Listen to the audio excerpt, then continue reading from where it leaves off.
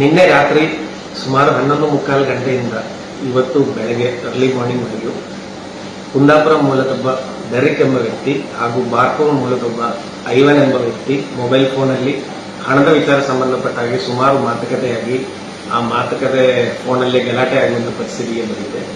ತದನಂತರ ಐವಾನಿಗೆ ಕುಂದಾಪುರಕ್ಕೆ ನಿನಗೆ ಧೈರ್ಯ ಇದ್ರೆ ಕುಂದಾಪುರಕ್ಕೆ ಬನ್ನಿ, ಇಲ್ಲೇ ಸೆಟಲ್ ಮಾಡೋಣ ಅಂತ ಹೇಳಿ ರಾತ್ರಿ ಡೆರಿಕ್ ಚಾಲೆಂಜ್ ಮಾಡಿದ್ದಾರೆ. ಆ ಹಿನ್ನೆಲೆಯಲ್ಲಿ ಐವಾನ್ ಎಂಬುವರು ಅವರ ಕಾರಲ್ಲಿ ಕುಂದಾಪುರ ಚರ್ಚ್ ರೋಡ್ ಹತ್ರ ಬಂದು ಹೋಳಿ ರೋಸರಿ ಚರ್ಚ್ ಮುಂದೆ ಗಾಡಿ ನಿಲ್ಲಿಸ್ತಾರೆ.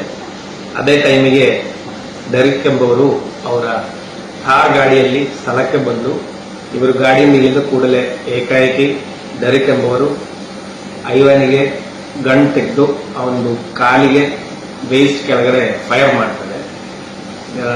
ಇದಾದ ನಂತರ ಐವನಿಗೆ ಸುಮಾರು ಬ್ಲೀಡಿಂಗ್ ಆಗಿದೆ.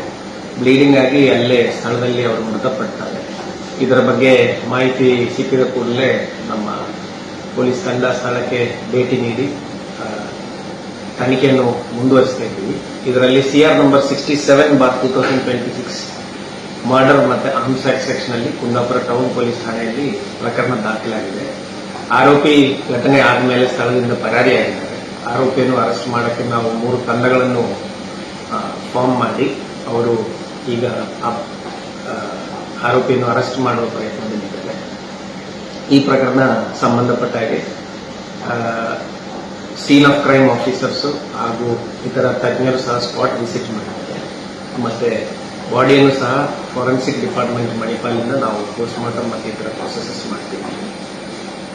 ಆರೋಪಿಯನ್ನು ಶೀಘ್ರವಾಗಿ ಅರೆಸ್ಟ್ ಮಾಡಿ ಮತ್ತೆ ತನಿಖೆ ಮುಂದುವರಿಯಲಾಗಿದೆ. ಧನ್ಯವಾದ.